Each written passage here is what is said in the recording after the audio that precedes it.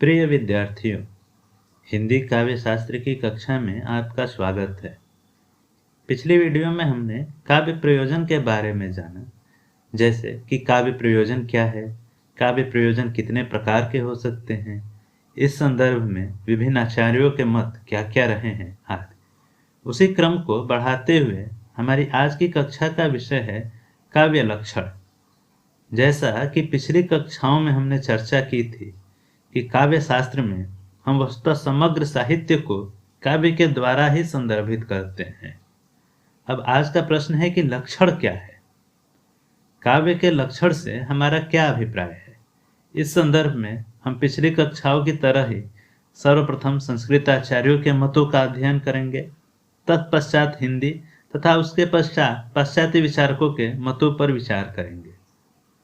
लक्षण का पारिभाषिक अर्थ होता है किसी वस्तु अथवा विषय के असाधारण अर्थात विशेष धर्म के बारे में कथन करना, अर्थात किसी भी वस्तु की विशेषता ही उसका लक्षण है।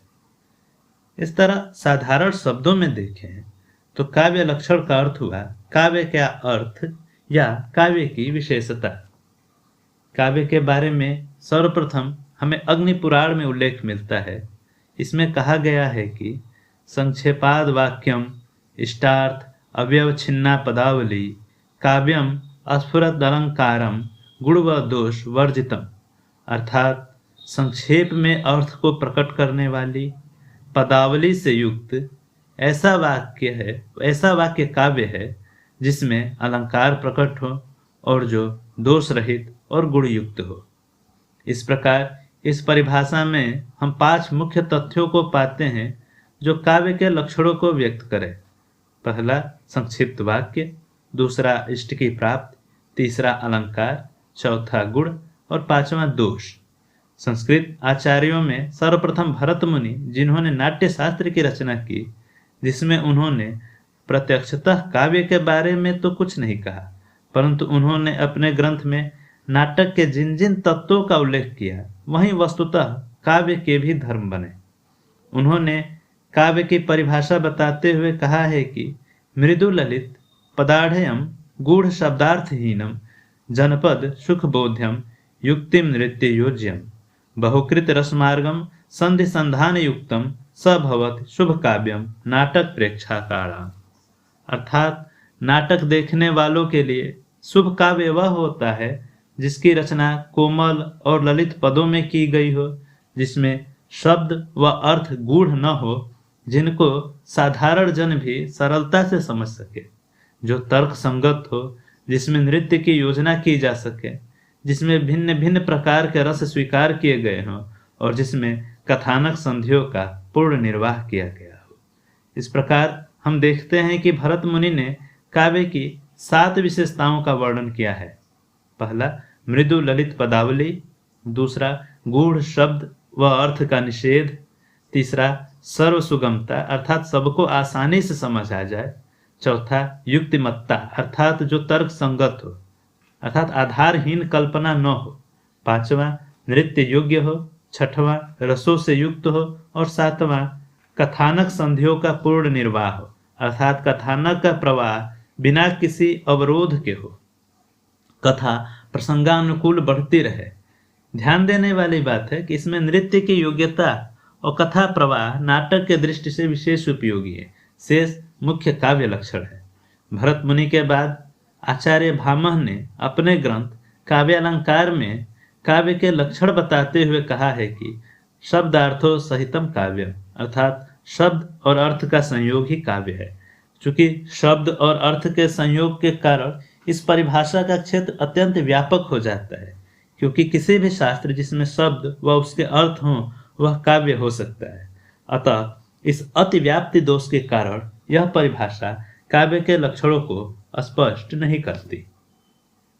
आचार्य रुद्रट ने अपने ग्रंथ काव्यालंकार में काव्य को नन शब्दार्थो काव्यम कहकर परिभाषित किया है, अर्थात निश्चित शब्द और अर्थ से युक्त रचना काव्य है। इसी प्रकार आचार्य कुंतक ने अपनी रचना वक्रोक्ति जीवितम में काव्य के गुणों को बताते हुए काव्य को इस प्रकार परिभाषित किया है: शब्दार्थो सहितो वक्र कवि व्यापारशालिनी बंधे व्यवस्थितो काव्यम तत्वित आह्लादकारिणी, अर्थात कवि की वक्र या श्रेष्ठ प्रतिभा से उत्पन्न वह कार्य जो शब्द और अर्थ से युक्त बंधों में व्यवस्थित होता है, वह काव्य और वह विद्वानों को आनंद देने वाला होता है। वामन के पश्चात हमें सबसे महत्वपूर्ण काव्य लक्षण आचार्य मम्मट से प्राप्त होते हैं।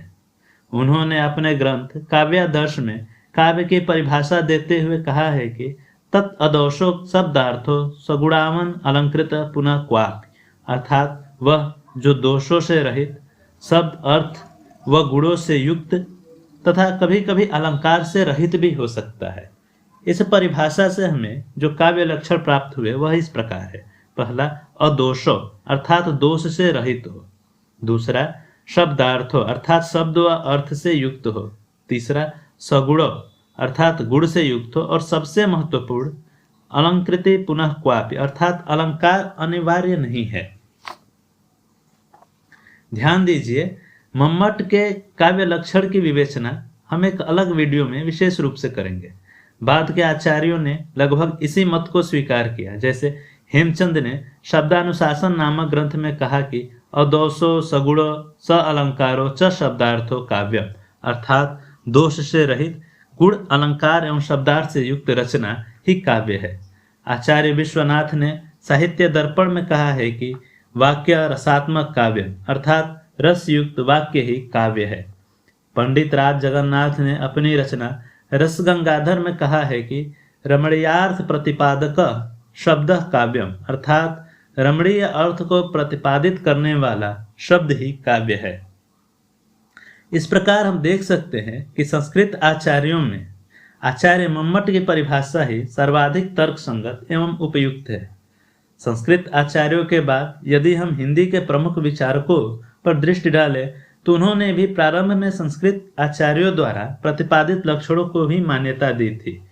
हिंदी में काव्य पर सर्वप्रथम गोस्वामी तुलसीदास ने प्रकाश डाला था। तुलसीदास जी की रचनाएं लोक मंगलकारी थी। उन्होंने लोकहित के लिए कविता की रचना की है।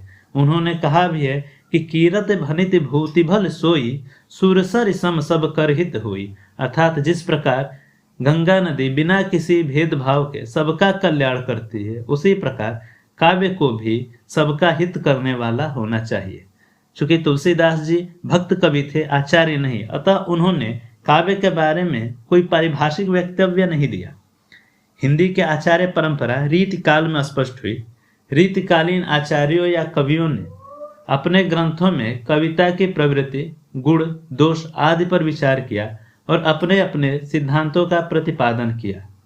रीतिकालीन आचार्यों में सर्वप्रथम केशव ने काव्य के बारे में कहा कि यद्यपि सुजति सुलक्षणी सुबरन सरस सुवृत, भूषण बिन न विराजहि कविता बनिता मित, अर्थात कविता में सुबरन अर्थात सुवर्ण, अच्छे शब्द, सरस अर्थात रस से युक्त एवं सुवृत अर्थात अच्छे छंदों के साथ भूषण अर्थात अलंकार का होना आवश्यक है।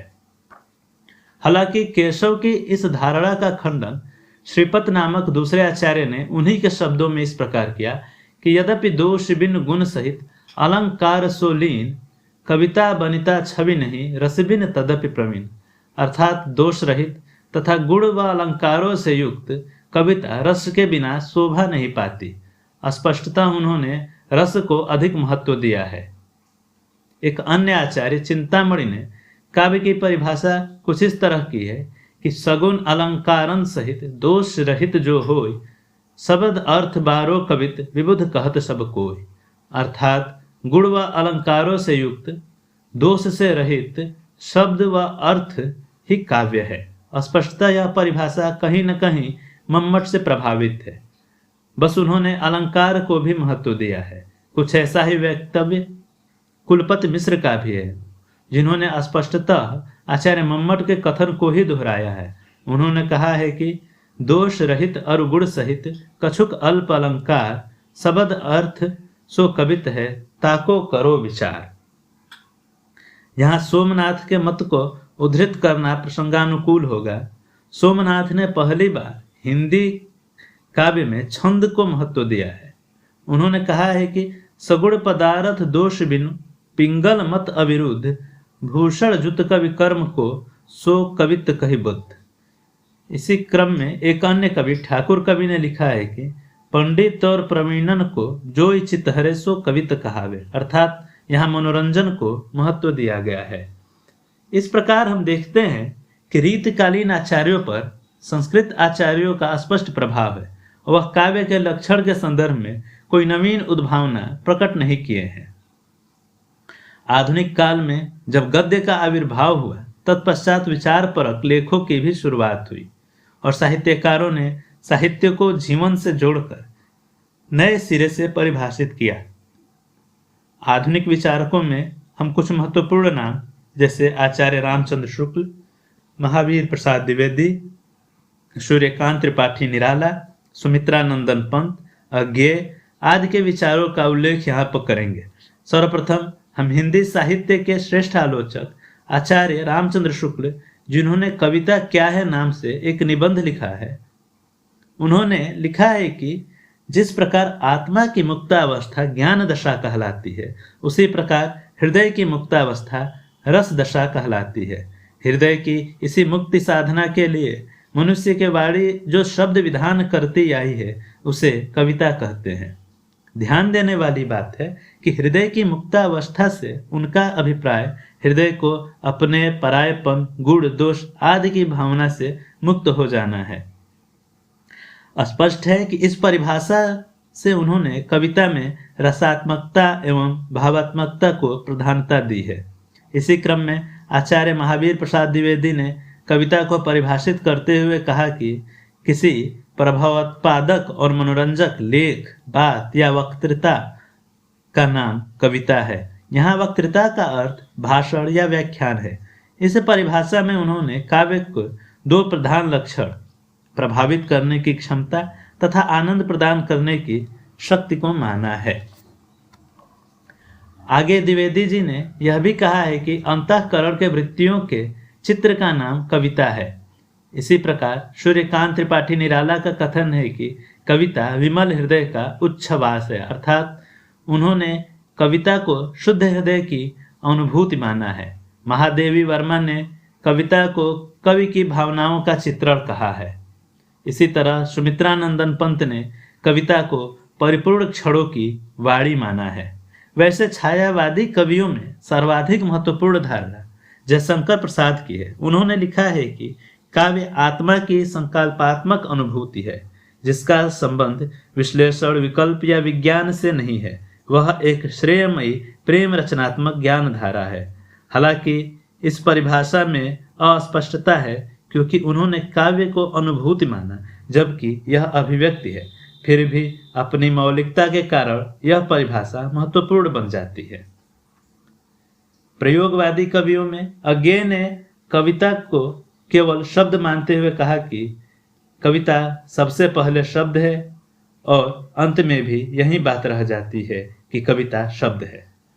धूमिल ने काव्य को सभ्यता का आधार मानते हुए कहा कि कविता भाषा में आदमी होने की तमीज है। अन्य विचारकों में डॉक्टर नगेंद्र का कथन महत्वपूर्ण हो जाता है, क्योंकि उन्होंने फिर से काव्य को रस, छंद और आत्माभिव्यक्ति से परिभाषित किया है। उनके कथन है कि रसात्मक शब्दार्थ ही काव्य है और उसकी छंदोमयी विशिष्ट विद्या आधुनिक अर्थ में कविता है। एक अन्य कथन में उन्होंने कहा है कि आत्मा अभिव्यक्ति ही वह मूल तत्व है जिसके कारण कोई व्यक्ति साहित्यकार और उसकी कृति साहित्य बन पाती है। संस्कृत और हिंदी आचार्यों के पाश्चात्य समीक्षकों पर विचार करने पर यह स्पष्ट होता है कि उन्होंने भाव पक्ष एवं कला पक्ष को मुख्य काव्य लक्षण माना है। यहाँ कुछ प्रमुख समीक्षकों के द्वारा प्रस्तुत काव्य लक्षण पर हम चर्चा करेंगे।